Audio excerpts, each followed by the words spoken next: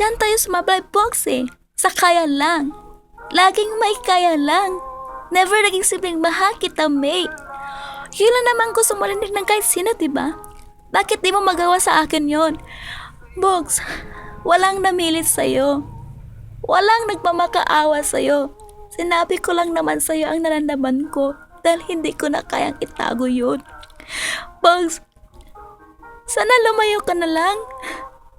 Sana umawas ka na lang, maintindihan ko pa yun. Pero Box, sinota mo ako eh.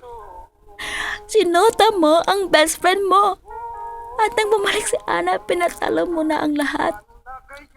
Pinatalo mo ang lahat, pati ako. Pati ako, pinatalo mo ako. Congratulations.